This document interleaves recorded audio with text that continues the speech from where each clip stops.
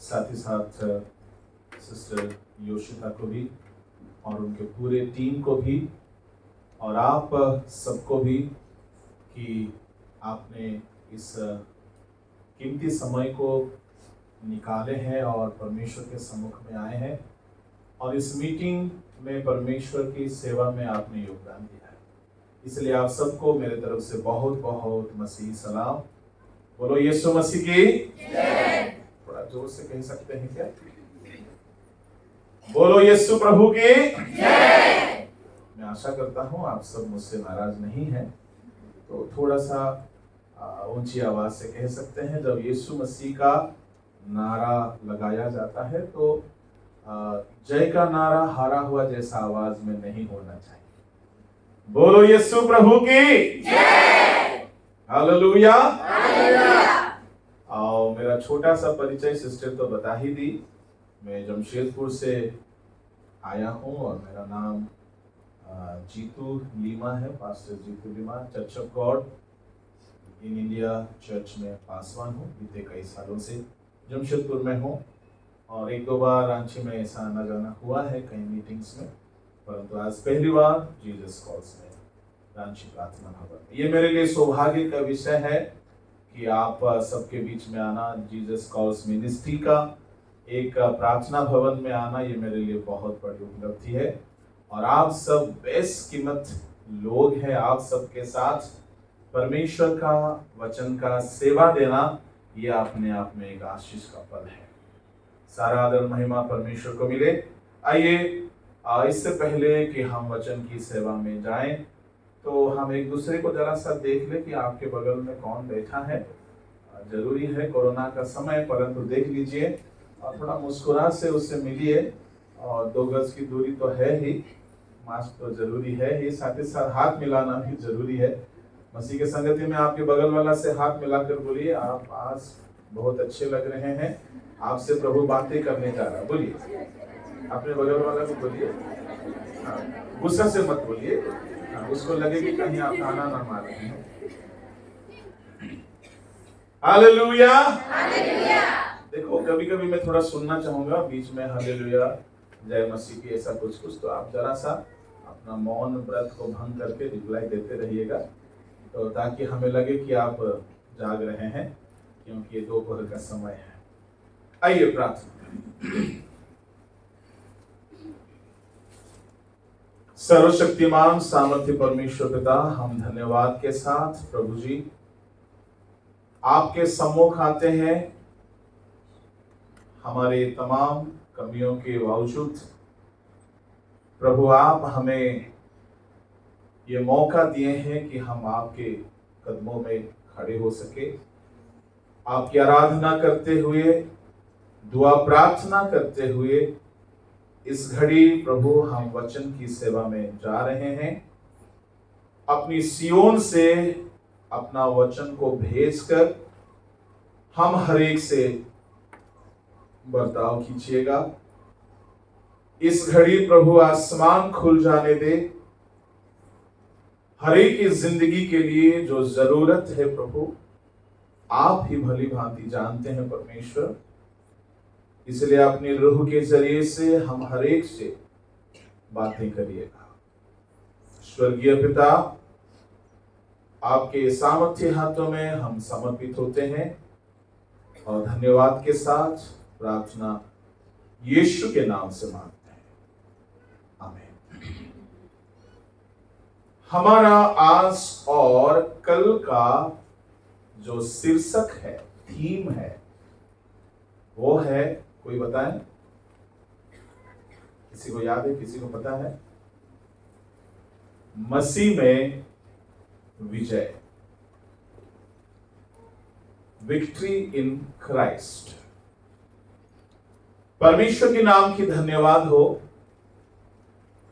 बहुत सुंदर थीम रखा गया है। सिस्टर और उनके टीम ने इस थीम को चुना है कि मसीह में हमें विजय होना है। परमेश्वर के लोगों, मसीह में विजय, मसीह में जयवंत, कितना अच्छा शब्द है। परंतु अगर किसी को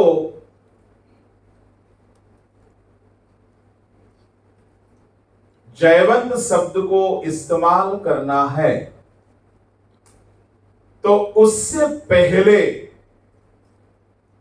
एक बहुत बड़ा घटना दिमाग में आना चाहिए। परमेश्वर के नाम की धन्यवाद हो। जिंदगी में अगर कभी भी आगे बढ़ना है किसी भी क्षेत्र में, आध्यात्मिक क्षेत्र तो जरूरी है ही, समाज में, पढ़ाई में, कामकाज में, प्रोफेशन में, व्यापार में, हर एक क्षेत्र में आगे बढ़ना है तो एक युद्ध का सामना करना पड़ता है। एक राजा अगर जिंदगी में कभी युद्ध करेगा नहीं तो क्या उसको नया साम्राज्य मिल सकता है? हाँ जी, नहीं मिल सकता। और युद्ध में अगर एक राजा हार गया, क्या उसके पास जो साम्राज्य उससे पहले था, युद्ध के पहले था, क्या उसके पास रहेगा? नहीं। आप कभी नहीं बोलते जा रहे हो क्या? अच्छा, इसका मतलब है एक राजा अगर युद्ध में जीतेगा नहीं तो नया साम्राज्य नहीं पा सकता, और युद्ध में अगर वो हार जाएगा जो कुछ भी उसका है वो भी खो देगा। इसका मतलब है एक राजा को जीतना, बोलिए, हाँ हाँ, देखो दोपहर 3 बजे के बाद मुझे थोड़ा कम सुनाई देता है, लौह नगरी का हूं ना, इसलिए थोड़ा सा जोर से बोलिएगा, ठीक है? आप इतना गंभीर होकर बैठने से हम कहीं कोमा में ना चले। एक राजा को अगर उसको आशीषित होना है, भौगोलिक साम्राज्य को भी अगर जीतना है तो उसको युद्ध में पहले जीतना जरूरी है।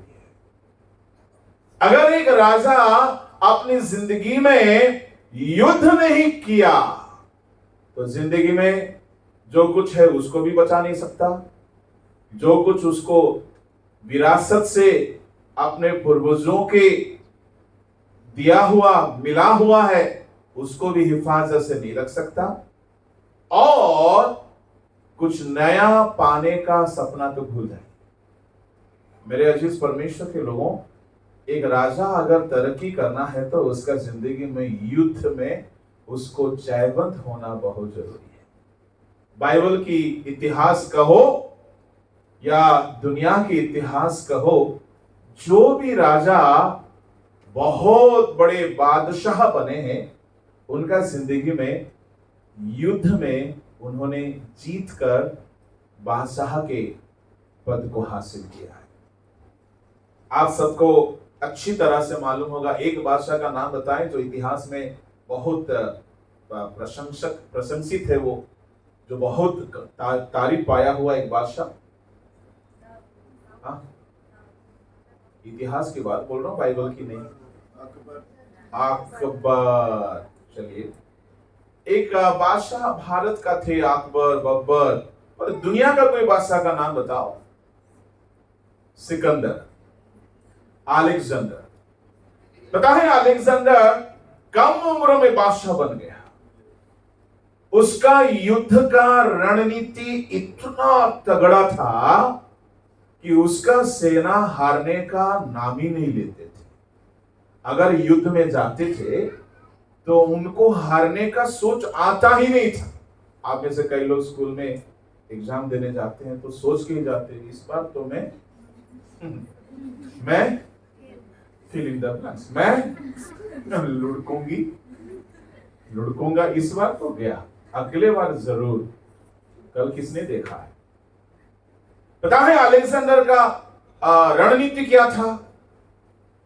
अलेक्जेंडर उसका रणनीति ऐसा था, जब वो किसी देश पे हमला बोलने को जाता था तो अपने जल यात्रा जब वो करता था, जहाज में अपने सैनिकों को लेके जाता था, तो पता है आप में से कौन सुने हैं नहीं सुने मुझे नहीं मालूम, पर मैं भी बहुत ही निकट में ही सुना। मुझे बड़ा ताज्जुब लगा कि अलेक्जेंडर सिकंदर का जो रणनीति इतना खतरनाक था।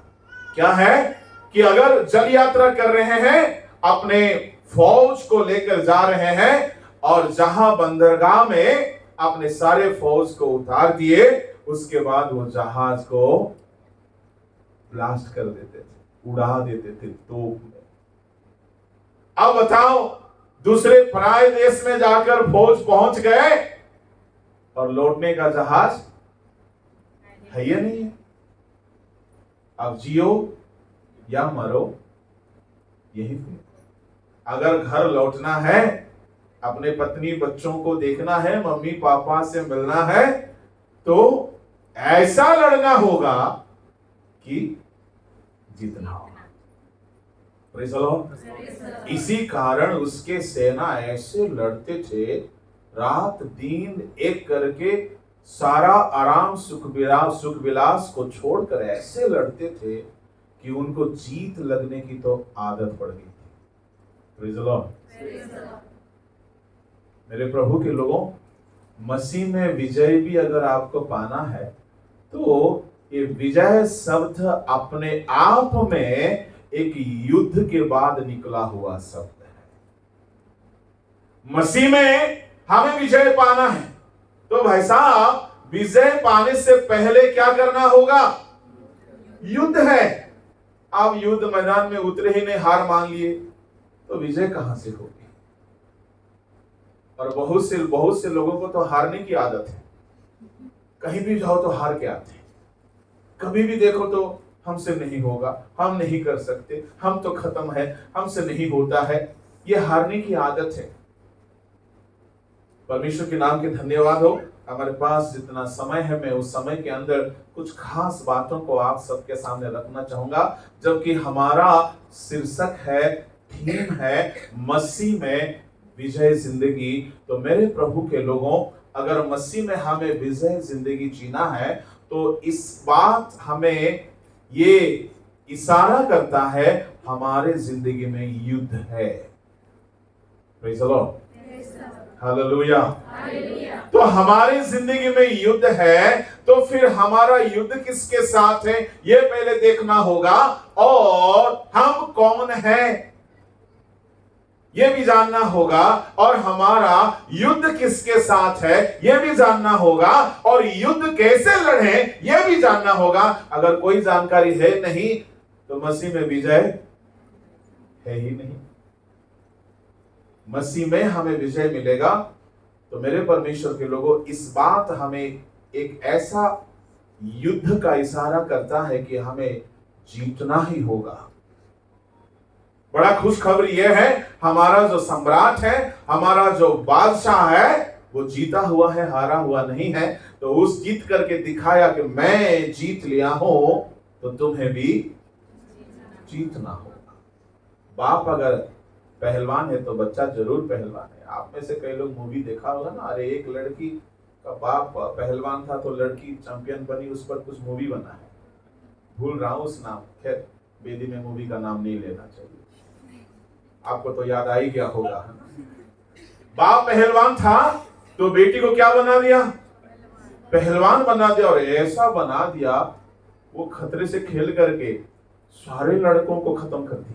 खत्म मतलब मर्डर नहीं, खेल में हरा दी, और gold medalist, gold medalist, right? हाँ, थोड़ा धीरे बोलिएगा। हाँ, दंगल। दंगल में उसने मंगल कर दी,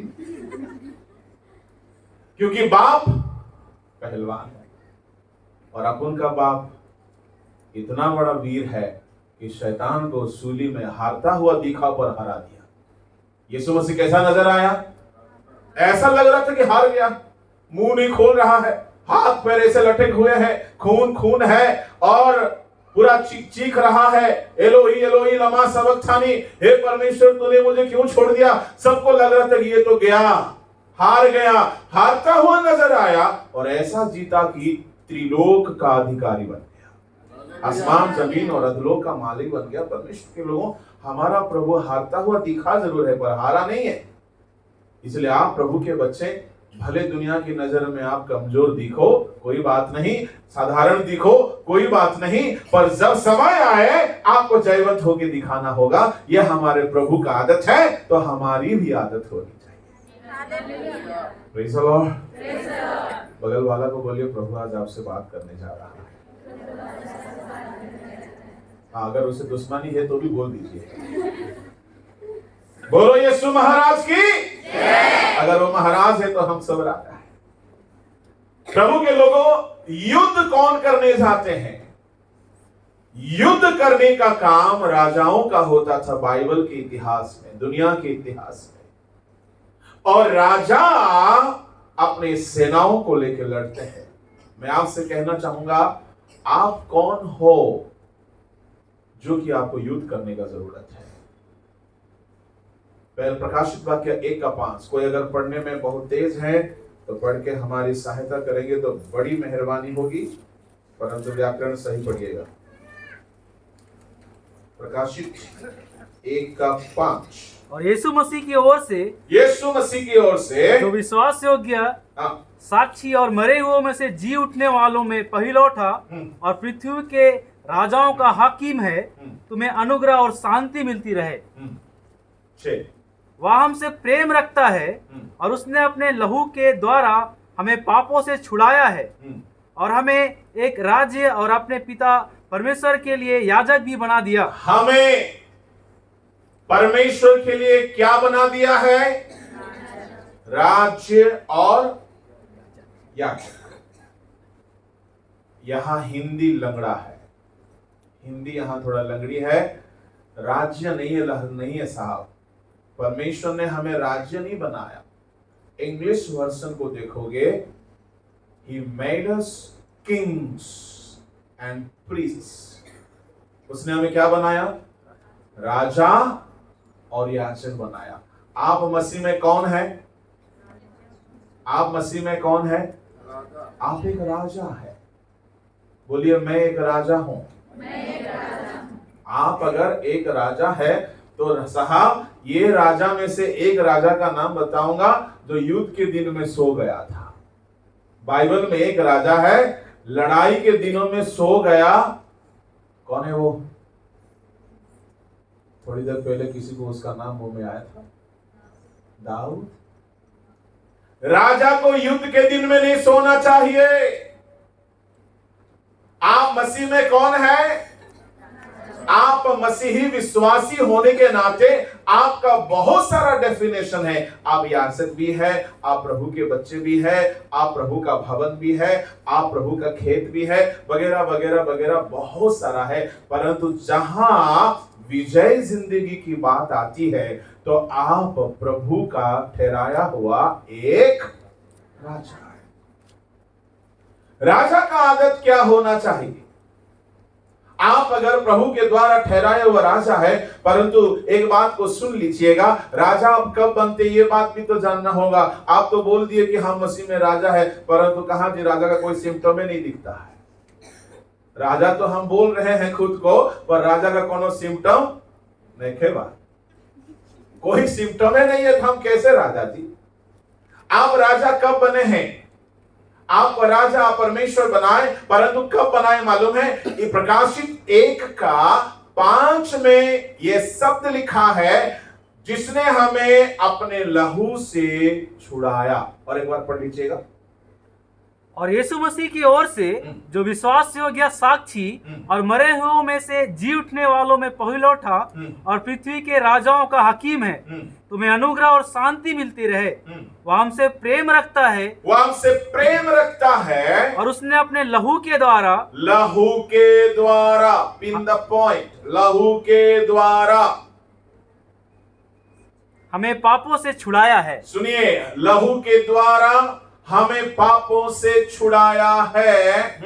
और हमें गौर फरमाइएगा, और हमें एक राज्य करके ना पढ़ना, और हमें एक राजा और अपने पिता परमेश्वर के लिए याजक भी बना दिया। वाह! कब हमें राजा बनाया है? लहू के द्वारा पापों से जब हमें छुड़ाया। तो मेरे परमेश्वर के लोगों, अगर आप यीशु के लहू के द्वारा छुड़ाए हुए हैं तो आप यीशु के द्वारा ठहराए गए क्या है? कई लोगों को कॉन्फिडेंस नहीं लग रहा है। क्यों नहीं लग रहा मालूम है? अभी भी तो हम पापों में सड़ रहे हैं। हम कौन सा राजा थी? पापों से जो छुड़ाए गए हैं वे राजा है।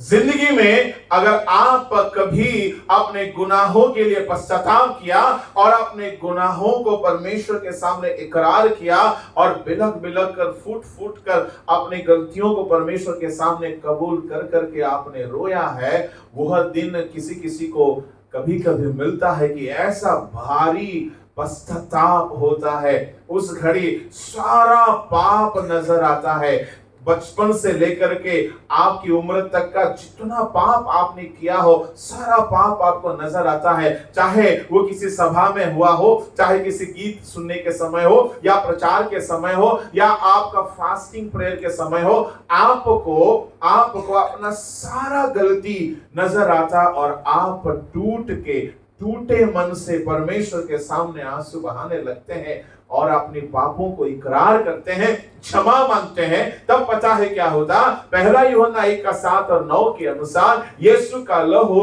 जो अपने गुनाहों को मान लेते हैं, इकरार करते हैं, उनको यीशु का लहू धोकर शुद्ध करता है। और आप अगर यीशु का लहू से शुद्ध हो चुके हैं तभी आप परमेश्वर के द्वारा ठहराए गए राजा। हालेलुया। जिंदगी में आपने कभी अपने गुनाहों के लिए इकरार करते हुए आंसू बहाया है? Praise the Lord. यीशु का लहू से परमेश्वर ने आपको छुड़ाया और क्या बना दिया है? तब आप राजा है। इसका मतलब अगर एक ही शब्द में कहूं, कौन राजा है? जो उद्धार पाए हुए हैं, जो यीशु का लहू से धुले हुए हैं, यीशु का लहू के द्वारा जो पापों से नजात पाए हैं, उनको परमेश्वर राजा ठहराया। मेरे प्रभु के लोगों, यहां जितने हैं, सचमुच हम सब कोई प्रभु के लहू से धुलने का सौभाग्य पाए हुए लोग हैं। और हम सबको परमेश्वर ये प्रोविजन दिया है, जबकि हम उसके लहू से धुले हैं तो हम क्या बने हैं? राजा है। हालेलुया। अब आपको लग रहा होगा, हाँ जी, भले मैं खुद को नहीं जानता था कि मैं राजा हूं, फटीचर हालत है मेरा, परंतु मैं लहू से धुला हूं तो मैं राजा ही हूं। वाह, आप जो राजा है। अब कुछ माताएं बहनें, कुछ भाई बहनें इस मीनिंग का गलत इस्तेमाल करते हैं। क्या इस्तेमाल करते? मालूम? अपन राजा है तो राजा जैसा पहनेगा, राजा जैसा। एक बहन बोलती है, एक सिस्टर बोलती है, हम राजाओं के राजा के द्वारा ठहराए गए हैं तो हम कम थोड़े हैं, इसलिए हम उतना स्टाइल मार रहे हैं। तो मेरा बोलना है, सुनो जी, हमारा राजा जो है ना, कांटों का सहरा पहना था। अरे वो संसार का राजा थोड़े है, वो संसार का राजा नहीं है, वो तो एक आध्यात्मिक राजा है। और आपको संसार में थोड़ी राजा ठहराया। संसार का राजा होते तो आप रांची में कहीं सिंहासन में बैठे नजर आते। आप संसार का राजा नहीं है। और हमारा प्रभु जी ये संसार का राजा हमें नहीं ठहराया, उसका एक राज्य है। जैसे कि डाकू ने यीशु मसीह से कहा, प्रभु आप जब अपने राज्य में प्रवेश करेंगे, यानी प्रभु का राज्य है, उस राज्य का उसने हमें राजा ठहराया। तो मेरे परमेश्वर के लोगों, प्रभु का राज्य का हम राजा है। तो मैं आपसे कहना चाहूंगा, इसका बड़ा एक कनेक्शन है। क्या कनेक्शन है? ये दुनिया का राज्य के साथ परमेश्वर का राज्य का भी एक कनेक्शन है। क्या कनेक्शन पता है? आप प्रभु का राज्य के राजा है, अगर वहां जीतोगे तो दुनिया में दिखेगा। ये कनेक्शन है। आप प्रभु का ठहरा हुआ राजा है, आप प्रभु के द्वारा लड़ाई को जीतोगे तो दुनिया वाले देखेंगे, अरे इसका जिंदगी में इतना कुछ हो गया, पर उनको नहीं पता है कि ये कहां का राजा, ये कैसा युद्ध लड़ा, ये कैसे जीत रहा है, ये कौन सा साम्राज्य का है, कुछ नहीं समझ आएगा। आपका जिंदगी में आप अगर युद्ध जीतोगे तो जीतने के बाद जो उपलब्धि आपको हासिल होगी, दुनिया वाले देखकर कहेंगे खुदा ने इसको इतना आशीष किया, ये इतना बढ़ता गया, इतना आशीष पाया। दुनिया की नजर में वो आशीष होगा, पर आध्यात्मिक दृष्टिकोण में वो आपके लिए युद्ध का जीता हुआ बरकत होगा। Praise the Lord. अच्छा, इसका मतलब है आप राजा हैं और आपको लड़ने की जरूरत है, परंतु लड़ाई तो लड़ना बहुत अच्छी बात है।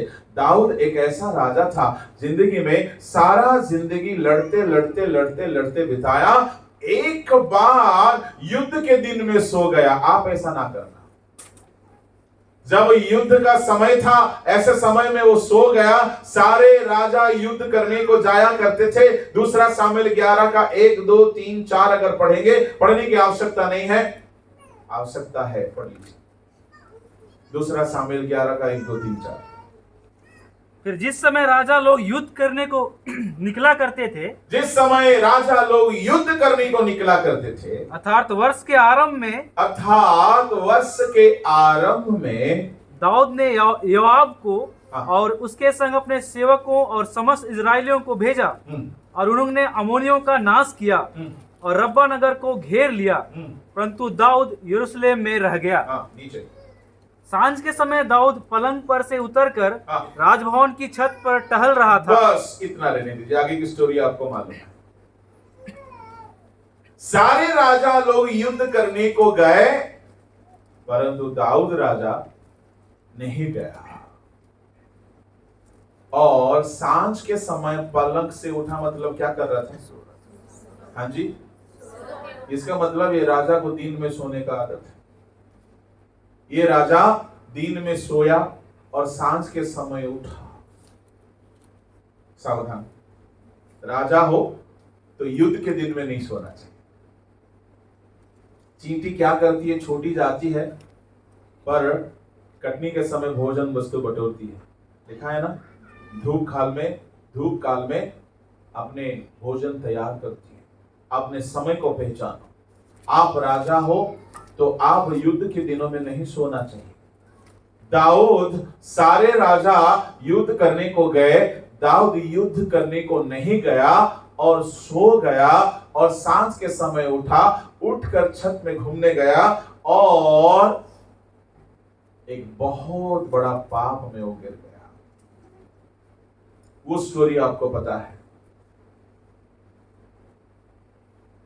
बत्शेबा के साथ उसका कुकर्म हो गया और बत्शेबा को भ्रष्ट किया।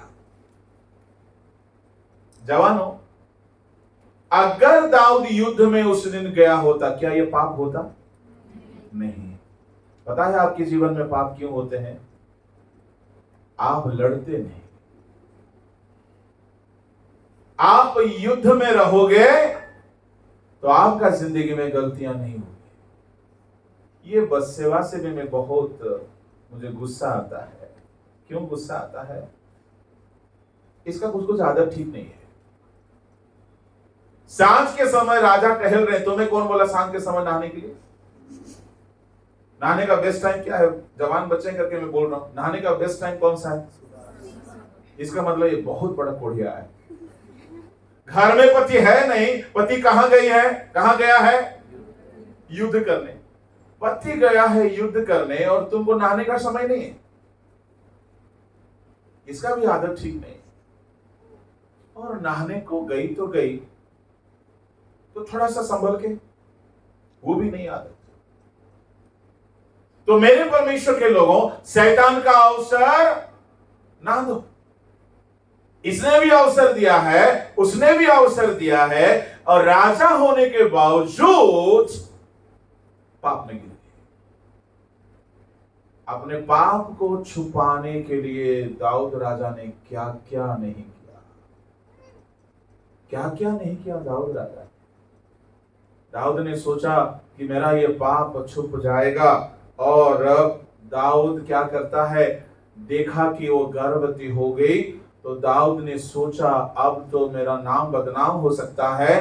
तो दाऊद ने उसका पति को बुला दिया। स्टोरी तो आपको पता ही है। पति को बुलाकर घर भेज दिया। उसका पति बोलता है हम घर नहीं जाएंगे। क्यों घर नहीं जाएंगे? परमेश्वर के लोग युद्ध मैदान में, रणभूमि में लड़ रहे हैं, जान जोखिम डाल के लड़ रहे हैं, और हम घर जाके आराम फरमाएंगे? कतई नहीं हो सकता। राजा देखा, अरे यार ये तो फंसा देगा मेरे को, अब करे तो करे क्या, बदनाम हो जाऊंगा मैं, ये तो घर नहीं गया, अब इसको पार कर दो। देखिए उरिया, क्या नाम उसका पति का नाम था? उरिया। उरिया का मतलब क्या मालूम है? फ्लेम्स ऑफ गॉड, परमेश्वर का आग। दाऊद ने देखा कि ये अगर जिंदा रहेगा तो मेरे लिए खतरा है, तो दाऊद खत लिखा। देखो राजा को चिट्ठी लिखना आता है। खत लिखा, लिखकर सील पैक किया। किसके हाथ में दिया? किसके हाथ में भेजा? उसी के हाथ में भेजा। वो इतना भक्त है, राजा महोदय का दिया हुआ खत है रे बाबा, उसको छूना नहीं है, पढ़ना नहीं है, छेड़छाड़ नहीं करना, इतना भक्त है। उस खत में क्या लिखा हुआ है कि सेनापति महोदय, उरिया नाम के सेना को इब्राहिम के गोद में भेज दो। ऐसे ही कुछ तो लिखा होगा ना। लाजरस मरा तो कहां गया? इब्राहिम के गोद में गया। ऐसे ही कुछ लिखा होगा, इसको जल्दी इब्राहिम के गोद में भेज दो, ऐसा कुछ लिखा होगा। और पता है सेनापति कौन था? सेनापति दाऊद का भांजा। उम्र में बड़ा है, रिश्तेदारी में भांजा लगता है, योआब। अब देखे मामा जी चिट्ठी लिखे हैं, पढ़ा तो अरे इसी सेना को ही टपकाने का षड्यंत्र बना है। अब चिट्ठी लिखे, देखे अरे ये तो बड़ा खतरा है, अपना मौत का चिट्ठी खुद लेके घूम रहा है। और युद्ध में योआब ने उसको सामने लाइन में रखा और उसको मर्डर करवा दिया। दूसरा पाप। पहला पाप क्या था दाऊद का? व्यभिचार। दूसरा पाप मर्डर। एक पाप को छुपाने के लिए उसने दूसरा पाप किया। जवानों, आप मसीह में राजा जरूर हो, अगर आप आराम फरमाओगे, युद्ध नहीं करोगे, तो फिर आपके जिंदगी में भी ऐसी स्थिति आ सकती है। और उस पाप को छुपाने के लिए दूसरा पाप, दूसरा पाप को छुपाने के लिए तीसरा पाप, तीसरा पाप को छुपाने के लिए फिर पाप का लिस्ट बढ़ता जाएगा। तो इसलिए राजा हो तो युद्ध के दिन में आराम नहीं करना। दाऊद के लिए बहुत बड़ा नुकसान साबित हुआ जब सारे राजा युद्ध के लिए जा रहे थे, ये नहीं गया और आराम फरमाया। मैं आपसे कहना चाहूंगा, आप राजा हो तो आपको कई तरह का युद्ध लड़ना है। आप युद्ध के समय में आराम नहीं करोगे। Praise the Lord. आप अपना युद्ध को जानो। मैं आपको 7-8 तरह का युद्ध के बारे में बताऊंगा। इन सारे युद्ध में आप कभी भी आराम नहीं करोगे। अगर आराम करोगे तो आपके साथ बड़ा हराम होगा, नुकसान होगा। आराम बहुत हराम चीज है, बहुत खराब चीज है। आराम करने वाले आशीषित नहीं हुए हैं बाइबल में। इसलिए परमेश्वर ने बोला, आलसी किससे सीख? चींटियों से सीख। इतना बड़ा प्राणी से सिखा रहे प्रभु। चींटी कितना बड़ा होता है? बहुत छोटा होता है, पर इतना ज्ञानी है। नीति वचन 30 अध्याय का 24-25 में बोला गया है, धरती में अत्यंत ज्ञानवानों में से चींटी का नाम पहले आता है। क्यों? आलसी नहीं है, बहुत मेहनत करता है। दाऊद का गुनाह का शुरुआत हुआ युद्ध के दिन में, वो आराम फरमाया। जवानों, जवानी में आराम नहीं करना। कुछ लोग ना आराम बहुत करते हैं, बहुत करते हैं। दिन भर है तो बिस्तर में ही लेटे हुए, खाते उसी में पड़े हुए, मोबाइल में सारा काम करते, उठने का, हिलने डोलने का नाम ही नहीं लेते। इसलिए इनका भूगोल खराब है, मतलब शरीर का भूगोल। इसलिए दवाई भले खा लेंगे पर थोड़ा सा भी मेहनत नहीं करते। राजा का कुछ आदत के बारे में मैं आपको कहना चाहूंगा, क्योंकि आपको जयवंत होना है। एक आदत को छोड़ दीजिएगा कि आपको आराम नहीं करना है, आपको हार्ड वर्किंग बनना है। दाऊद आराम फरमाया, फिर उठा, फिर छत में घूमा, देखा, कंट्रोल नहीं हुआ, पाप में गिरा, उस पाप को छुपाने के लिए दूसरा पाप किया, उस पाप को छुपाने के लिए और पाप करता गया। आखिर दो बड़ा गुनाह उसका जीवन में आया, पर मूल कारण क्या था उसका? युद्ध के दिन में आराम किया। Praise the Lord. दाऊद गलती तो किया, पर सियाना बहुत था। लोकल भाषा बोल रहा हूं थोड़ा सा, क्योंकि हम लोग लोकल लोग हैं ना। बड़ा सियाना था। कैसे सियाना? देखा कि अब व्यभिचार कर चुका हूं, पाप को ढांपना है तो मर्डर कर दो, ना रहेगी बांस ना बजेगी बांसुरी। कितना सियाना है सोचो। हमारे कुछ युवा लोग भी ऐसे हैं, भीतर भीतर दुनिया कर्म कांड कर बैठे रहते और सारा पाप को ढांपने का बढ़िया इंतजाम कर लेते हैं। मैं आपसे एक बात बताऊं, पाप ज्यादा दिन ढंपता नहीं है, नहीं ढंपता है। महाराजा है वो, इज़राइल का बादशाह है, अपने सल्तनत का, अपने तख्त का भरपूर इस्तेमाल किया अपने पाप को छुपाने के लिए। जवान, आप कई बार पैसा इस्तेमाल करेंगे, आप कई बार अपने दोस्तों को इस्तेमाल करेंगे कि मेरा पाप छुप जाए। मैं आपसे एक बात बताऊंगा, थोड़े दिन के लिए ही छुपेगा, ज्यादा दिन नहीं के लिए नहीं छुपेगा। दाऊद का पाप कितना दिन तक छुप के रहा? कोई आइडिया? दाऊद का पाप कितना दिन तक छुपा हुआ था? दाऊद कौन सा महीना में पाप किया वो सब भी है हिस्ट्री के अनुसार। दाऊद का पाप लगभग 9 महीना से 10 महीना तक छुपा हुआ था। कैसे? ये 9-10 महीना क्यों हम बता सकते हैं? क्योंकि बत्शेबा गर्भवती हुई और बच्चा जिस दिन जन्म हुआ उस दिन नाथान भविष्यद्वक्ता को परमेश्वर भेजा। पाप की मजदूरी क्या है? मृत्यु है। परमेश्वर को बर्दाश्त नहीं हुआ, व्यभिचार से जन्मा हुआ एक बच्चा दाऊद के घर में हुआ। उसी दिन परमेश्वर नातान भविष्यद्वक्ता को भेजता है। गौर फरमाइएगा, ये भविष्यद्वक्ता भी बड़ा गजब है। आजकल ऐसा भविष्यद्वक्ता नहीं मिलेंगे आपको। नातान भविष्यद्वक्ता गजब भविष्यद्वक्ता है, पढ़ने की जरूरत नहीं है। 2 शामुएल 12 अध्याय में नातान भविष्यद्वक्ता आए हैं दाऊद के घर। गौर से सुनिएगा, बहुत सुंदर घटना है। दाऊद देखते ही बोले होंगे, यीशु सहाय, नहीं तो जय मसीह की, और प्रेज द लॉर्ड। नातान का मूड थोड़ा उस दिन गर्म है, ना यीशु सहाय बोलता है, ना जय मसीह बोलता है, ना प्रेज द लॉर्ड बोलता है, सीधे मुद्दे पे बात करता। दाऊद थोड़ा सा डर गया, क्योंकि 9 महीना। अच्छा एक बात बताइए, आप लोग की मुंह से सुनना चाहूंगा, अगर कोई माँ गर्भवती होती है, कितने महीने के बाद संतान जन्म होता है? कुछ तो आइडिया होगा? 9 महीना 10 दिन बोलते हैं ना, 9-10 महीना, ठीक।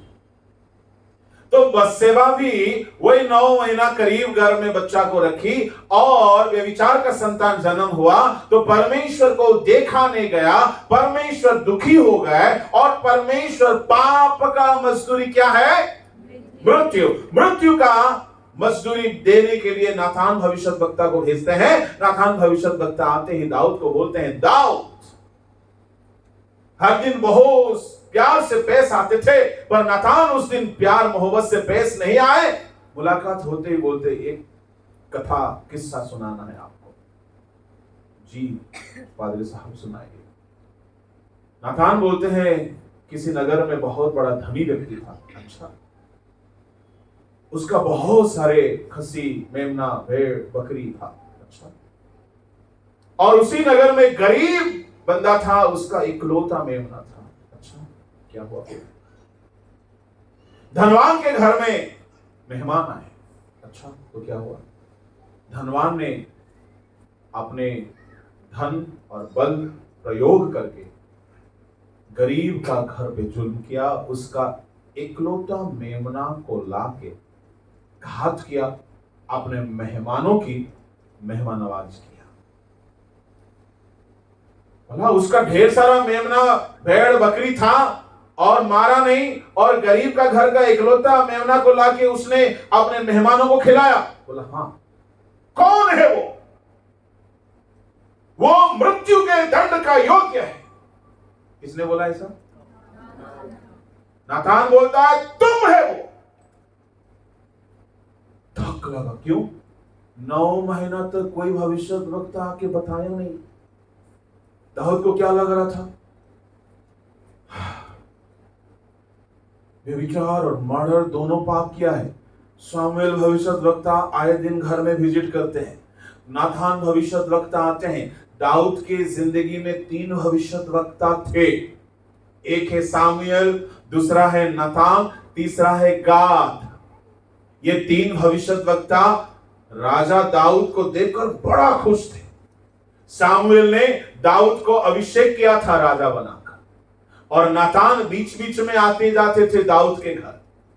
अगर एक धनी विश्वासी बड़ा पैसा वाला होगा, बड़ा आत्मिक होगा, तो पादरी साहब जाएंगे कि नहीं जाएंगे? जरूर जाएंगे, गायबे करेंगे। तो दाऊद के घर हर पादरी, नातान पादरी, सामुएल पादरी, गाद पादरी रोज जाते आते हैं। दाऊद को थोड़ा सा लगा कहीं मालूम न चल जाए मैंने जो किया है। Thank God.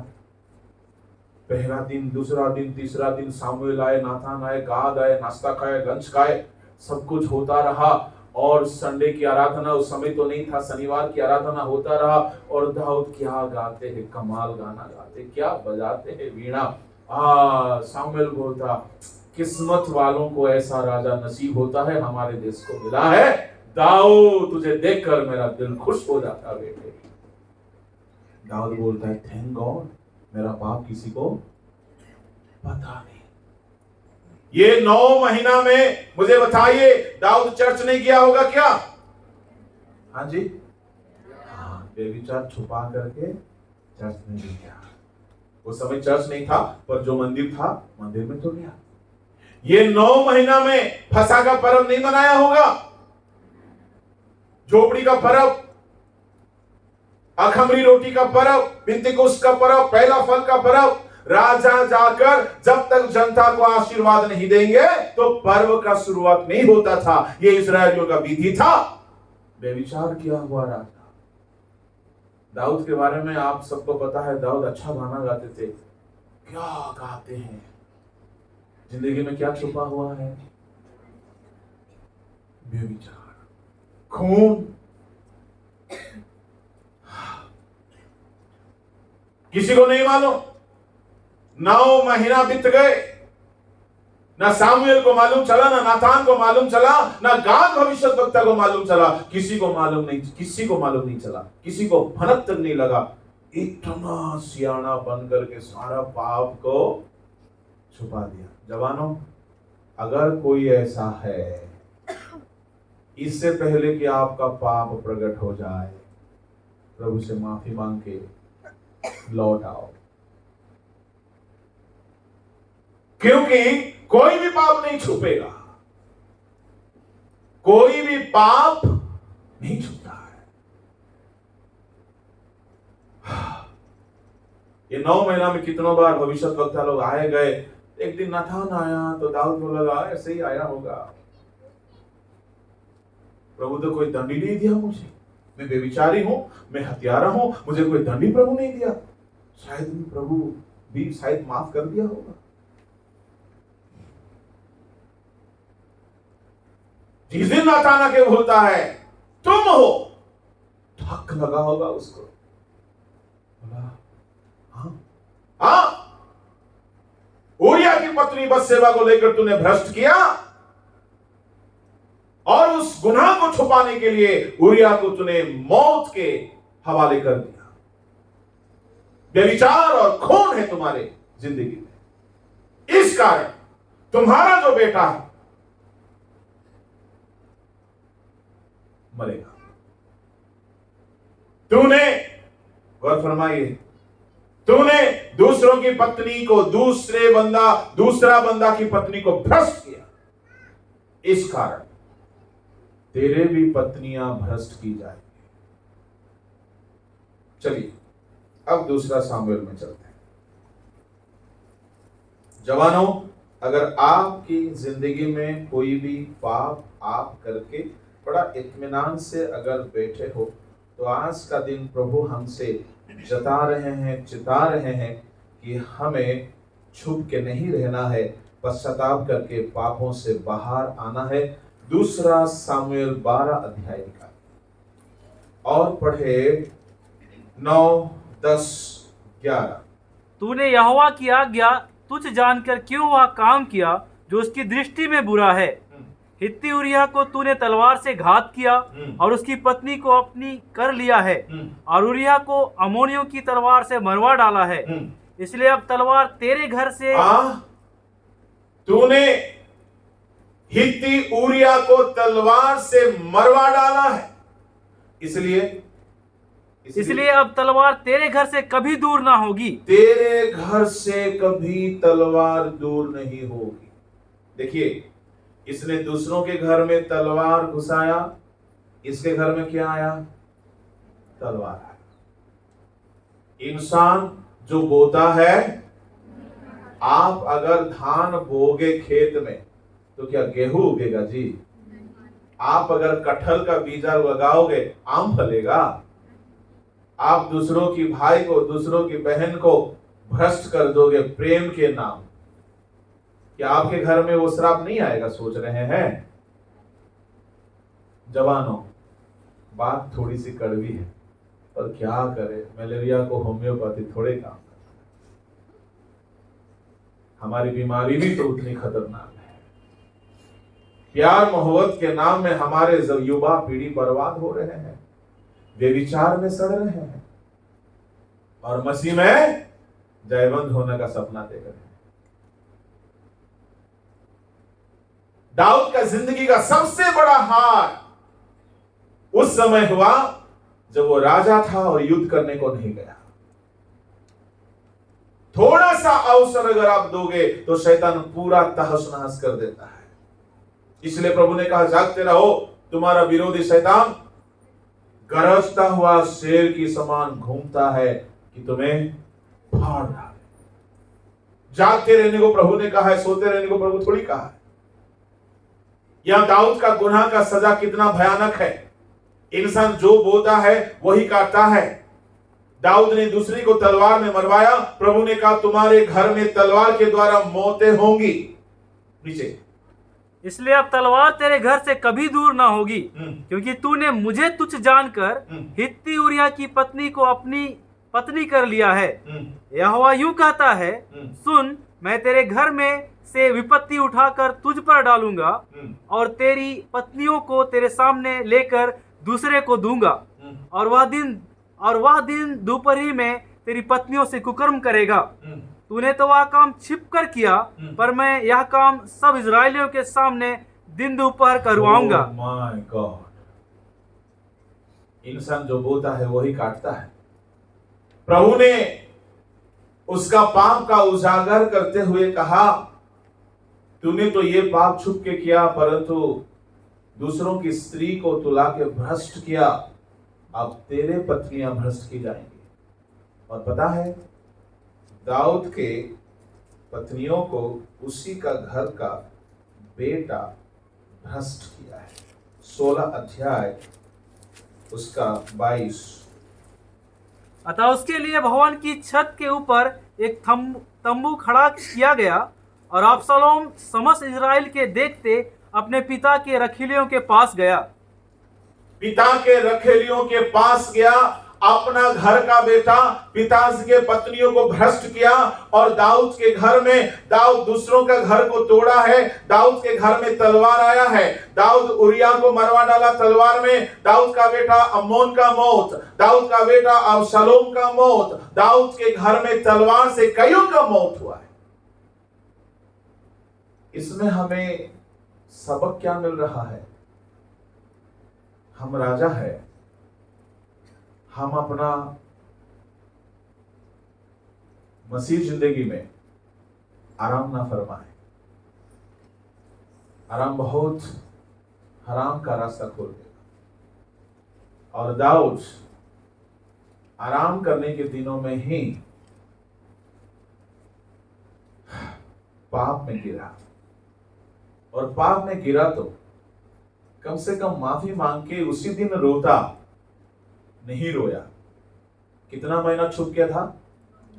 9 महीना। सुनिएगा, पाप की मजदूरी लेट होने से भी मिलेगा, शुद्ध समेत मिलेगा। इंटरेस्ट देता है ना गवर्नमेंट बैंक। हाँ, पाप करके अगर कोई छुप के बैठा है, देरी होगा तो भी इंटरेस्ट के साथ मिलेगा, चिंता नहीं करने का। दाऊद को क्या मिला है? एक ही पत्नी को भ्रष्ट किया है, इसकी बहुत सारे पत्नियां भ्रष्ट की गई। ज्यादा मिला कि नहीं मिला दंड? एक को तलवार में मारा है, उसका घर में 2 बेटे तलवार में मारे गए, एक अमोन, दूसरा अबशालोम। प्रभु के लोगों, जवानों के लिए मैं खास कहता हूं, परमेश्वर ने कहा है तुम जिस नाप से नापते हो उसी नाप से तुम्हें भी मैं हर एक के काम के अनुसार बदला देने के लिए प्रतिफल मेरे पास से मैं शीघ्र आ रहा हूं। हर एक के काम के अनुसार। इसका मतलब है हमारा जो काम है, हमारा काम का प्रतिफल हमें मिलेगा। दाऊद को मिला है, बाइबल में हर कोई को मिला है। दाऊद का इस घटना को सुनने से बड़ा डर लगता है कि हमारा परमेश्वर के दरबार में माफी है, परंतु एक प्रभु का बंदा अगर जानबूझकर पाप करे तो पता है कैसा माफी है? प्रभु के दरबार में माफी 7 तरह का है। उसमें से एक माफी है, 7 का बयान मैं नहीं करूंगा। एक माफी है दंड के साथ, और एक माफी है दंड रहित, दंड के बिना। 7 तरह का माफी है। कभी मौका बनेगा तो हम उसको YouTube में डालेंगे, आप चाहे तो देख सकते हैं। एक माफी है दंड के बिना, बिना दंड का माफी प्रभु देते हैं। किसको दिए हैं? किसी का नाम बताओ बाइबल में। व्यभिचार के काम में पकड़ी गई स्त्री को यीशु ने क्या कहा? जाओ दोबारा पाप मत करना, मैं भी तुझे दोषी नहीं ठहराता। यीशु ने क्या दंड दिया उसको? नहीं दिया। अब हमारे भाई बहने उसी को याद करते, अरे प्रभु उसको माफ कर दिया तो मेरे को नहीं करेगा क्या? मैं तो कितनी अच्छी हूं, मैं तो कितना अच्छा हूं। तू अच्छा है रे भाई, तू अच्छी है रे मेरे बहन। परंतु सुन ले, बात है कि वो स्त्री जिंदगी में यीशु से पहली बार मुलाकात की है। यीशु को जाने बगैर पाप ने उसका धंधा बना रखी थी। पहली बार मुलाकात की, यीशु को जानती नहीं थी, यीशु से दूर थी। अगर हम सच्चाई जानने के बाद जानबूझकर पाप करते रहे तो हमारे लिए कोई बलिदान नहीं है। यह स्त्री पाप को पाप है करके, व्यभिचार को पाप है करके जानती नहीं थी, इसलिए वो वेश्या का धंधा बना रखी थी। और पहली बार यीशु के सामने आई और यीशु के सामने अपने आप को समर्पण की तो प्रभु ने कहा, मैं तुझे दोषी नहीं ठहराता क्योंकि तू जानती नहीं थी कि ये पाप है। अच्छा, ये है दंड रहित क्षमा। ये कोटा में हम लोग का नाम आएगा क्या? हम लोग नहीं जानते हैं। माँ का पेट से संडे स्कूल का अल्फाबेट सुन के आए हैं। हम लोग तो 3 पीढ़ी से 4 पीढ़ी से ईसाई है, आदत के कसाई है कि नहीं? 3 पीढ़ी, 4 पीढ़ी से, 5 पीढ़ी से ईसाई है। आदत का तो है। हम लोग तो यीशु मसीह का सारा चीज जानते हैं, इतना वचन सुने हुए हैं कि इतना ज्यादा ज्ञान है कि, और कई बार तो हमको पादरियों का प्रचार भी बोरिंग लगने लगता है। ये सब हम जाना हुआ है, पादरी कुछ आता जाता है नहीं, इतने दिमाग खाया। इतना वचन हम जानते, तो हम वो कोटा में नहीं आते हैं। पता है हम कौन सी कोटा में आते? निकालिए भजन संहिता 99। वहां एक स्पेशल कोटा है परमेश्वर के लोगों के लिए, खास करके पुराने ईसाई लोगों के लिए एक स्पेशल कोटा है। इस कोटा में सामुएल आते हैं, दाऊद आते हैं, और पादरी जी तुलिमा भी आते हैं, और आप सभी को भी मुबारक है। 99 उसका 6-7। वह भोर को फूलती और बढ़ती है। 6-7 99 99।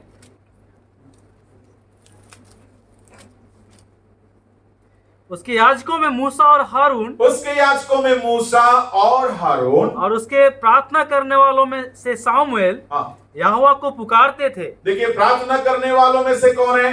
सामुएल। याजकों में मूसा, याजकों में हारून परमेश्वर को खूब पुकारते थे।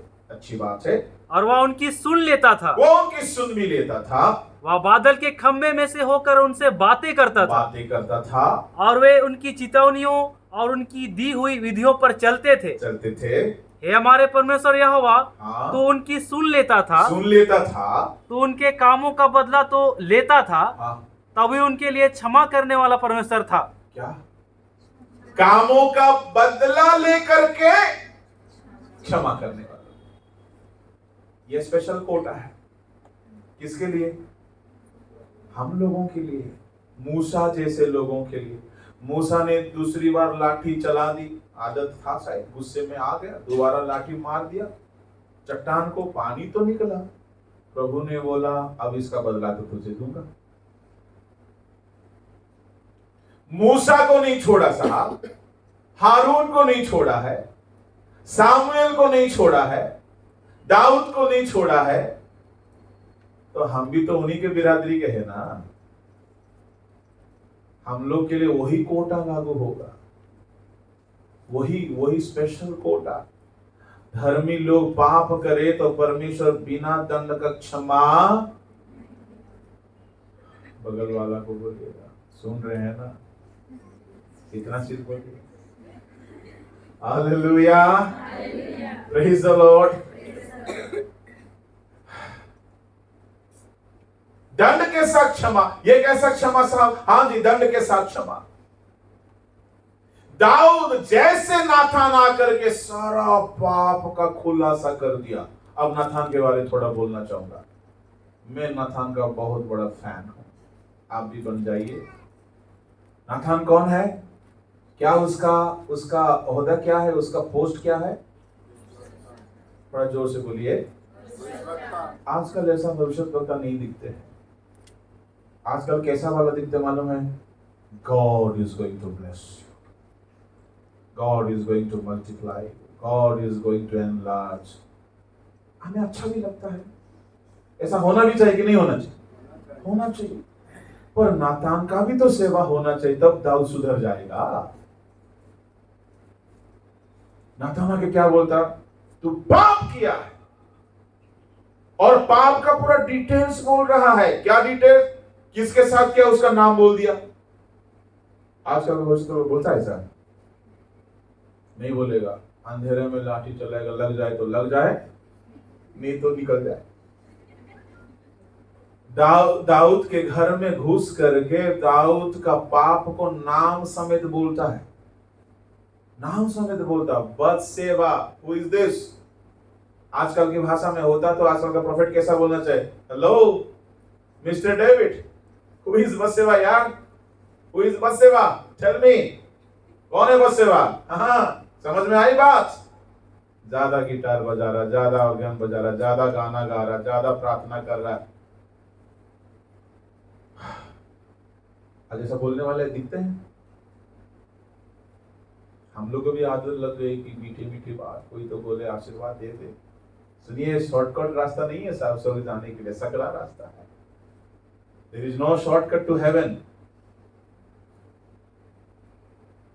नाथान आके बोलता है, बत्सेबा, उसका पति उरिया मर्डर करवाया तू, लाके रखा उसको और बेटा पैदा हुआ। बाप रे, लुक एट हिज प्रोफेसी। है कोई नबी आके कह दे फलाने तारीख में फलाने जगह में तुमने ऐसा पाप किया, ऐसा नबी लोग होना चाहिए। मेरा जिंदगी बदला ऐसे नबूवत से। एक सिस्टर मेरा जिंदगी का सारा पाप को दिनांक, समय और सारा घटना समेत बता दी। तब मुझे फिसल के भागने का कोनो रास्ता नहीं था, टूटने रोने के अलावा कोई रास्ता नहीं था, क्योंकि परमेश्वर का दया था कि मुझे पकड़े। प्रभु पकड़ लिया। मैं उस दिन से मन फिराया। भविष्यवाणी से हमारी उद्धार हुई। प्रभु को मैं जाना। दाऊद का पाप का उजागर किया। ऐसा नबी होना चाहिए। आप में से खड़ा होना चाहिए। योना जैसा कोई खड़ा हो जाए। योना का 2 शब्द की बोली पूरे निनवी नगर को सुधार दिया।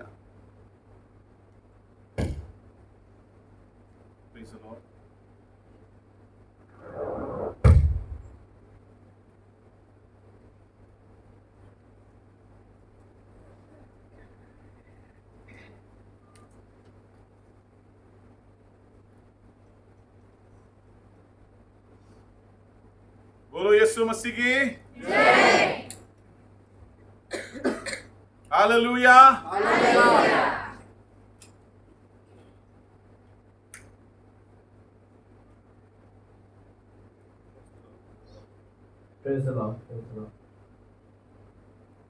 परमेश्वर के नाम की धन्यवाद हो। यह प्रोफेसी में अच्छा क्या हुआ पता है? थोड़ी दिन के लिए दाऊद इंसल्ट हुआ। दाऊद सबके सामने सर झुकाना पड़ा। दाऊद का भारी बेइज्जती हुई। दाऊद बहुत रोया। दाऊद क्या क्या पता है? जब उसका सारा पाप का खुलासा हो गया, दाऊद मुंह के बल गिर के 7 दिन तक उपवास किया। मैं बोलता, दाऊद चाचा ये फास्टिंग उस दिन करता तो दंड इतना मिलता क्या? सारा पाप का पोस्टमार्टम हो गया, पब्लिसिटी हो गया, सारा दुनिया में छप गया, सब कोई को मालूम होने के बाद ले 7 दिन का रोजा रखा। जमीन में गिरा पड़ा हुआ है, खा नहीं रहा, उठ नहीं रहा, ब्रश नहीं कर रहा, नहा नहीं रहा, देख नहीं रहा, खाली रो रहा है, रो रहा है, रो रहा है। परमेश्वर ने बोला तू मरेगा नहीं। Praise the Lord. तू मरेगा नहीं। पाप कौन किया था? दाऊद। प्रभु ने बोला तू मरेगा नहीं। प्रभु की थोड़ी दया हम पर जरूर रहता है। तो प्रभु ने कहा तू मरेगा, तेरा बेटा मरेगा। वो बेटा को चिंता करने के लिए 7 दिन तक फास्टिंग किया। 7वें दिन बेटा मर गया। ये 7 दिन में हालेलुया दाऊद सुधर गया है। ये 7 डेज फास्टिंग में दाऊद का कंप्लीट ट्रांसफॉर्मेशन हुआ। दाऊद इतना सुधरा, इतना रोया, उसके बाद दोबारा दाऊद की जिंदगी में कभी पाप नहीं हुआ। परमेश्वर उसको क्षमा दिया, पर दंड भी दिया। मेरे प्रभु के लोगों, मैं आज आपको कहना चाहूंगा, हम राजा हैं और राजा को विजय की आदत होना है। ऐसा होना है तो आराम नहीं करना है। सुबह का टाइम रखते हैं, थोड़ा धुनकी में आकर के कुछ लोग प्रार्थना का टाइम ठहरा देते। प्रभु जी कल के बाद ना सुबह का 4 बजे उठूंगा। जैसे 4 बजता है, अलार्म बजता है, कंबल के भीतर से सांप निकलने की तरह हाथ निकलता, थपाक से बंद करता अलार्म को, फिर से उठ के सो जाता। प्रभु जी आप तो जानते हैं राजा, हम बहुत थके हुए हैं। प्रभु बोलते मैं जानता हूं कि तू कितना बड़ा काम चोर है, प्रार्थना चोर है। प्रभु जी थोड़ी देर बस, थोड़ी सी झपकी, थोड़ी सी और नींद, थोड़ी सी अंगड़ाई। प्रभु बोलेंगे तेरा कंगाल अवस्था राह के लुटेरे की तरह होगा। प्रभु के लोगों, आप युद्ध करना है तो आराम छोड़ना है। अगर आराम की आदत आपको है तो जिंदगी में भारी नुकसान होगी। अगर कोई पाप में पड़ के आप छुप के बैठे हो, इससे पहले कि आपका पाप प्रकट हो जाए, परमेश्वर से माफी मांगो। क्योंकि पाप का सजा परमेश्वर छोड़ते नहीं है, वो पाप को नफरत करते हैं। निकलना चाहते हो बाहर तो जरूर निकलने की प्रयास करना, उपवास करना। दाऊद ने फास्टिंग किया, फास्टिंग के बाद दाऊद का जिंदगी पूरा लास्टिंग रहा। इसलिए हम कहते हैं फास्टिंग नहीं तो लास्टिंग नहीं। क्या बोल सकते सब कोई मेरे साथ? फास्टिंग नहीं तो लास्टिंग नहीं। More fasting more lasting, less fasting less lasting, no fasting no lasting.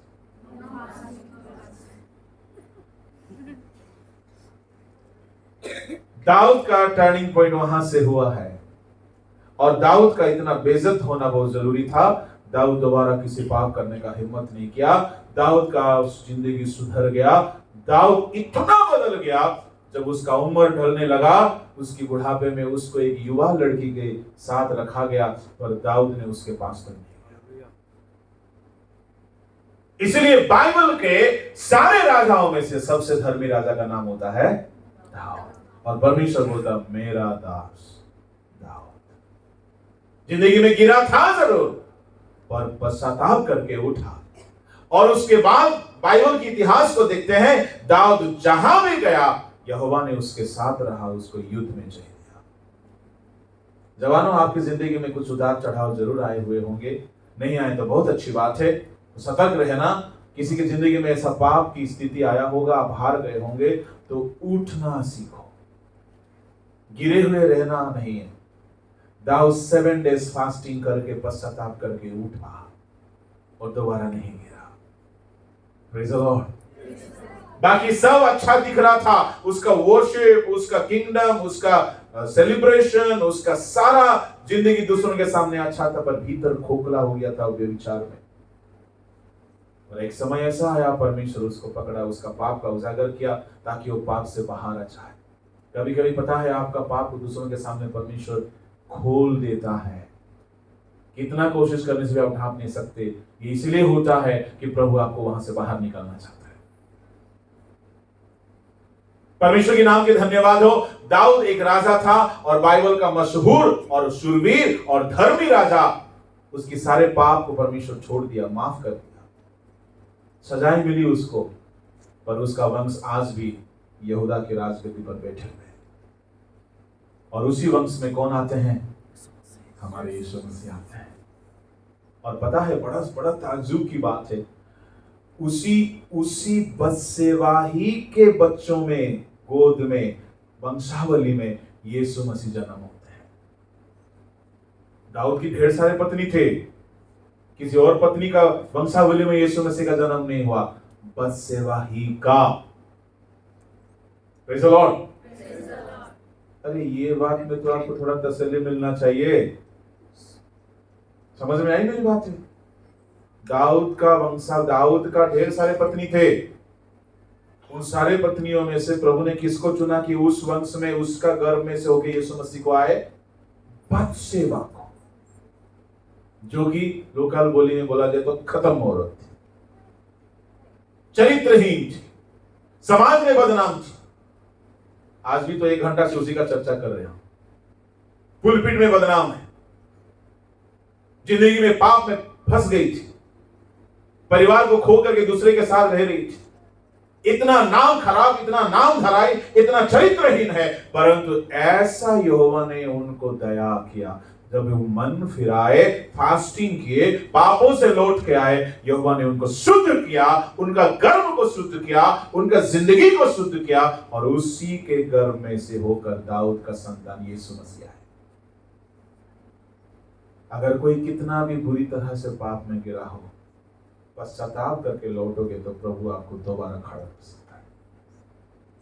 Hallelujah. पश्चाताप ही विजय जिंदगी का पहला कुंजी है। बाकी सारे कुंजियों के बारे में कल बताऊंगा। युद्ध बहुत सारा है, मैं आज आपको युद्ध का 2-4 नाम बता देता हूं। आपका जिंदगी का युद्ध में पहला युद्ध, 7-8 युद्ध है, खाली नाम से बता देता हूं, कल उसका बाकी बयान हम करेंगे। हमारा युद्ध किसके साथ है? हमारा पहला युद्ध है पाप के साथ। हमारा दुश्मन है पाप। इब्रानी के पत्री उसका 12 अध्याय उसका 4, जल्दी से पढ़िए।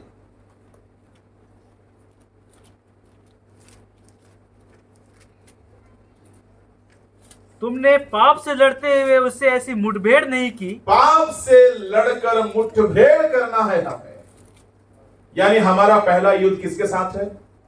पाप के साथ। पाप में से आप हर एक के सामने हर दिन पाप का आमना सामना होता कि नहीं होता है? सुबह उठो तो पाप, रात में लेटने जाओ तो पाप, मोबाइल देखो तो पाप, टीवी देखो तो पाप, रास्ता में पाप, घर में पाप, मन में पाप।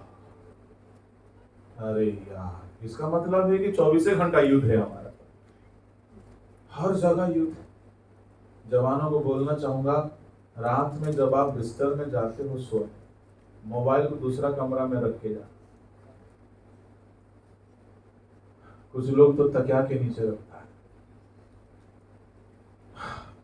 और मम्मी पापा से छुपा के डबल ट्रिपल ताला लगा के रखता है। क्या तिजोरी में रखा है नहीं पता,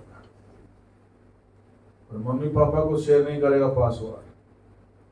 सुबह उठते समय अगर तकिया के अंदर से अगर मोबाइल गायब है तो हार्ट अटैक कंपल्सरी। इसका मतलब ये मोबाइल के भीतर दाऊद के जैसे छुपा हुआ है। बोल, आपका मोबाइल अगर ताला लगा हुआ है, उसमें से पाप की बू है। आप लोग सब अच्छे हैं, आप लोग अरे एकदम अच्छे। मैं आपकी बात थोड़ी कर रहा हूँ, तो टाटा की बात कर रहा हूँ। टाटा में मत बोलना प्लीज, तो वो लोग भगा देंगे मेरे। आप लोग बहुत अच्छे हैं। हमारा युद्ध का दुश्मन कौन है? पाप। वो एक राजा है, आप एक राजा हो। आपको उससे लड़ने का हथियार होना चाहिए। मैं कल बताऊंगा कैसे लड़ोगे, क्या लड़ाई है, किस तरह का जीतने की तरीका है, कल बताऊंगा। आज तो हम कैसे फंसते हैं उसके बारे में थोड़ा सा हमने देखा। दूसरा युद्ध है अभिलाषा, लस्ट ऑफ द फ्लेश, जिस्म की अभिलाषा के साथ हमारा युद्ध है। पहला पत्रस 2:11।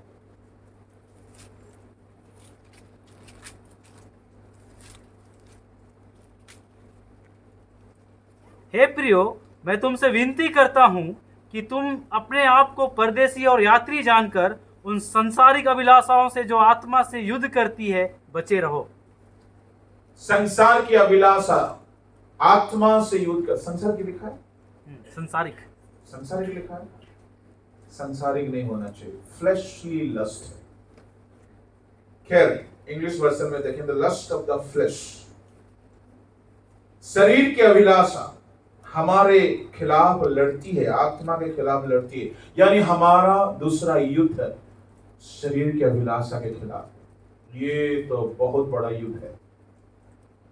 शरीर की अभिलाषा में बहुत कुछ आता है। आंखों की अभिलाषा, सुनने की भी अभिलाषा, बोलने की अभिलाषा, जिस्म की अभिलाषा, व्यभिचार, ये सब से हमें लड़ना है। और जरूर हमें जय मिलेगा अगर लड़ने की तरीका हमें आ जाए। Praise the Lord, hallelujah. क्योंकि मसीह में हमें जयवंत से बढ़कर होने के लिए चुना है, हारने के लिए नहीं चुना। तीसरा युद्ध है संसार के साथ हमारा युद्ध है। पहला यूहन्ना 6:5।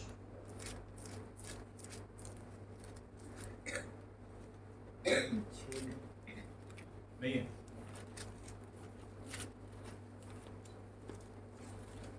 नहीं है। पहला यूहन्ना 6 का नहीं है, 5 का 6, 5 का 6 क्या, 5 का 5, 5 का 6, यही वह 5 का 5, 6 का 5। संसार पर जय पाने वाला कौन है? हाँ, केवल वह जिसका यह विश्वास है कि यीशु परमेश्वर का पुत्र है। किस पर जय पाना है? संसार पर। तो युद्ध है तभी ना जय है। तीसरा दुश्मन हमारा संसार है, और संसार से खूब दोस्ती हमारी। बयान करूंगा कल। चौथा, पांचवा, छठवा, सातवा, ये 4 युद्ध शैतान के 4 अलग अलग झुंड के साथ है, जो इफिसियों की पत्री 6 अध्याय का 12 में लिखा है। 4 झुंड है उसमें, शैतान का 4 विंग्स है। पढ़ो। क्योंकि हमारा यह मल युद्ध लहू और मांस से नहीं, लहू और मांस से नहीं है, परंतु प्रधानों से प्रधानों एक, और अधिकारियों से अधिकारी दो, और इस संसार के अंधकार के हाकिमों से अंधकार के हकीम और उस दुष्टता की आत्मिक सेनाओं से है। दुष्टता की आत्मिक सेना, 4 शैतानी झुंड है, उसके खिलाफ हमें लड़ना है। कुल मिलाकर कितने हुए? कोई 7। ये 7 युद्ध में आपको लड़ना है। गौर फरमाइएगा, बड़ा इंटरेस्टिंग बात है। ये 7 आपके दुश्मन है, ठीक है? पाप, शरीर की अभिलाषा, संसारिक अभिलाषा और शैतान का 4 बड़े बड़े झुंड है। इससे आपको लड़के जीतना है। जो जय पाए मैं उसको सिंहासन में बैठाऊंगा, जो जय पाए मैं ये करूंगा वो करूंगा। प्रभु ने बहुत सारा वादा किया है, प्रकाशित 2 अध्याय 3 अध्याय, ठीक है? ये 7 आपके ओपोनेंट है, आपका दुश्मन है, आपका शत्रु है, आपका विरोधी है। पाप, अभिलाषा, संसार की अभिलाषा, शैतानी हमले, ये सब आपका दुश्मन है। परंतु पता है और एक युद्ध है जो कि आपका परमेश्वर के साथ आपका युद्ध है। इस युद्ध का नाम है प्रार्थना का युद्ध। आप अगर परमेश्वर से लड़ना नहीं सीखोगे तो ये बाकी दुश्मनों से लड़ ही नहीं सकते हो आप। परमेश्वर से आपका प्रार्थना का युद्ध होना चाहिए। ये 8वां युद्ध है, परंतु ये सबसे जरूरी वाला युद्ध है। बस इसी को कह करके हम समाप्त करेंगे। उत्पत्ति की किताब, उसका निकालिए 32 अध्याय और उसका 28। उसने कहा, तेरा नाम अब याकूब नहीं परंतु इज़राइल होगा, क्योंकि तू परमेश्वर से और मनुष्य से भी युद्ध करके प्रबल हुआ है। याकूब किससे युद्ध करके प्रबल हुआ? परमेश्वर से युद्ध करके, मनुष्य से युद्ध करके प्रबल हुआ। आपको पता है याकूब अपने मामा लाबान के घर से अपने 2 पत्नी और 2 रखेलियों के साथ लौट रहा था, 11 बच्चों को लेकर के। और पद्दन अराम में यबोक नदी के किनारे पूरे 4 पत्नी, 2 अपना पत्नी है, 2 रखेलियां हैं, ये चारों को और 11 बच्चों को आधी रात को नदी के उस पार कराया। ये अपने आप में बहुत बड़ा चैलेंजिंग है। आधी रात को पत्नियों को नींद से उठाकर नदी पार करना आसान है? कोई नहीं उठेंगे।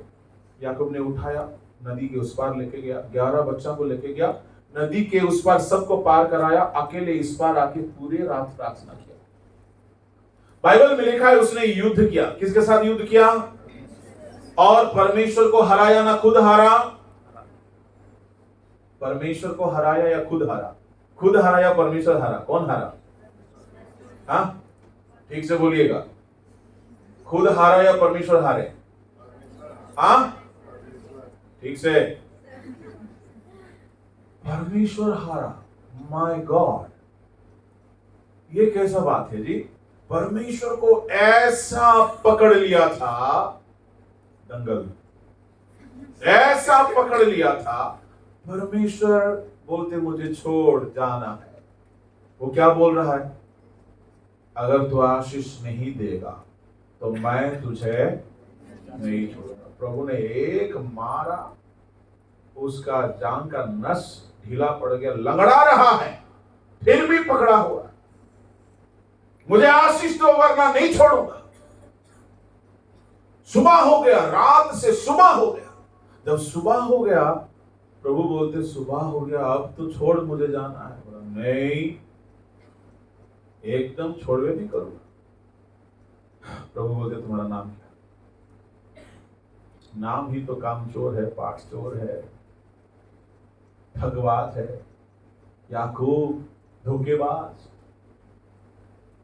प्रभु ने बोला ठीक है, आज के बाद तेरा नाम धोखेबाज नहीं रहेगा, तू परमेश्वर से लड़के विजय बन गया। आज के बाद तेरा नाम विजय होगा।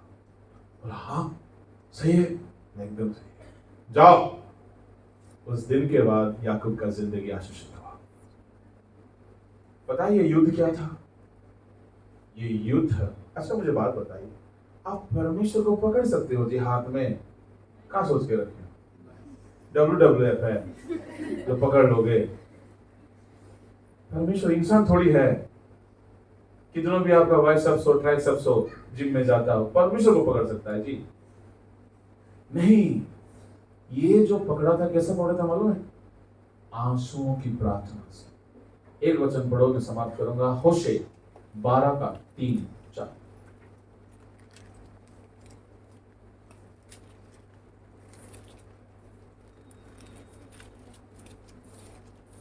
अपनी माता की कोख ही में हाँ। उसने अपने भाई को अड़ंगा मारा, और बड़ा होकर वह परमेश्वर से लड़ा। हाँ। वह दूध से लड़ा हाँ। और जीत भी गया। हाँ। वह रोया। हाँ? वो दूध से लड़ा और जीत भी गया, वह रोया। रोया। कैसा लड़ा है याकूब? रो रो के लड़ा, रो रो के लड़ा। Praise the Lord. इसका मतलब ये जो हाथ में पकड़ा था ना, हाथ में नहीं साहब, वो घुटने टेका हुआ था, आंसू बहा रहा था। और पता है परमेश्वर की कमजोरी क्या है? अगर कोई प्रार्थना में बैठ के आंसू बहाए ना, परमेश्वर उससे 1 इंच भी हिल नहीं सकता है। Praise the Lord. परमेश्वर का कमजोरी है। अगर कोई धरती में कोई बंदा आंसुओं के साथ उसके सामने गिड़गिड़ाता है, तो परमेश्वर वहां से जा नहीं सकता। हन्ना आंसू बहाई, उसका गर्भ खुल गया। हिजकिया आंसू बहाया, परमेश्वर को अपना डिसीजन चेंज करना पड़ा। क्या सोच रहे हैं? हिजकिया आंसू बहाया। यशायाह जैसा रिनाउंड इंटरनेशनल प्रोफेट आके बोलता है तुम मरेगा। इतना रोया है, वो बोल के गाड़ी घुमा के कांटा टोली तक गया ही नहीं था।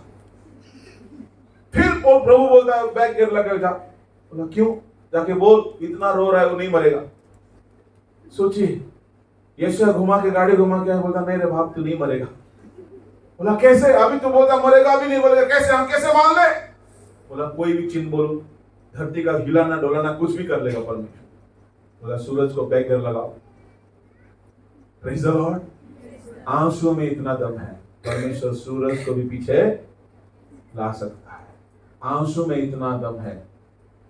हालेलुया। याकूब इज़राइल बन सकता है।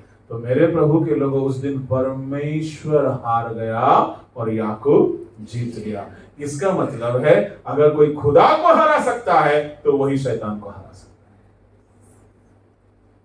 आप प्रार्थना चोर बन के बैठोगे, शैतान को हराओगे जी। कुछ लोग तो प्रार्थना मतलब जीसस को फोन करो और सिस्टर लोग हैं, ब्रदर लोग हैं, वही लोग प्रार्थना करेंगे। एक बंदा को हमने पूछा प्रार्थना करते हो? तो हम क्यों करें, हमारा तो साल भर का पेमेंट हो चुका है। मतलब साल भर का उसका पेमेंट हो गया है, तो जीसस कॉज में तो प्रार्थना हो रहा है, तो हम क्यों करें? अरे जीसस कॉज में दुआ हो रहा है, वो तो अच्छी बात है कि आपको सपोर्ट मिल रहा है, पर याकूब के लिए कोई नहीं था क्या दुआ करने वाला? था ना। फिर भी तो याकूब लड़ा। प्रार्थना चोर ना बने। बोलो यीशु मसीह की जय। बगल वाला से हाथ पकड़ के बोलिए आज का वचन आप ही के लिए है। क्या बोला वो? बोलो यीशु प्रभु की जय। आइए अपनी आंखें। परमेश्वर के लोगों, संदेश हमने सुना है। अगर प्रभु आपसे बात किया है तो अपने आप को प्रभु के हाथों में दे दे। जिंदगी में अगर कोई ऐसा बात प्रभु आपकी जिंदगी के मुताबिक अगर बात किया है तो इस घड़ी समर्पण करें और परमेश्वर से कहे कि प्रभु मुझे उद्धार कर, मैं अपने पापों से बाहर आना चाहता हूँ, मुझे नजात दे, मुझे छुटकारा दे। आइए हम प्रार्थना में जाएंगे और मैं छोटे शब्द में प्रार्थना करूंगा और आगे परमेश्वर के लोग हमें अगुवाई करें। सब कोई अपनी आंखें। स्वर्गीय पिता, मैं प्रार्थना करता हूँ परमेश्वर, आज के सत्र में आपने हमसे बातें की हैं प्रभु, आपका वचन हम सब से बर्ताव करता रहा। अगर प्रभु आपके कहे हुए वचन के मुताबिक अगर कोई जवान अपने आप को सुधारने का निर्णय ले रहे हैं। प्रभु आप दया करिए। प्रभु आपके ठहराए हुए, उद्धार पाए हुए, आपके लहू से छुड़ाए हुए राजा हैं राजा। वे युद्ध करना सीखे, पापों से छुटकारा पाना सीखने पाए, ऐसे दया कर दे प्रभु जी। लॉर्ड प्रभु हम दुर्बल हैं, हमें बहुत सी गुनाह खता होती है राजा, परंतु बत्शेबा को तूने ऐसा दया किया कि वही यीशु मसीह का आदि माता में से एक बन गई। अगर कोई आपके पास लौट के आते हैं प्रभु जी, उन्हें क्षमा करना, दया करना, उन्हें फिर से खड़ा करना, फिर से उठाना, आशीष देना, क्योंकि मसीह में हमारी जिंदगी विजय और जयवंत की जिंदगी होती है। अगर कोई पश्चाताप करके आए, प्रार्थना करके आए प्रभु, आप उसको फिर से जो दोबारा जयवंत बना सकते हैं, ऐसा दया करिए। हर एक को आपके सामर्थ्य हाथों में समर्पण करता हूं। धन्यवाद के साथ प्रार्थना यीशु के नाम से मांगता हूं, आमीन।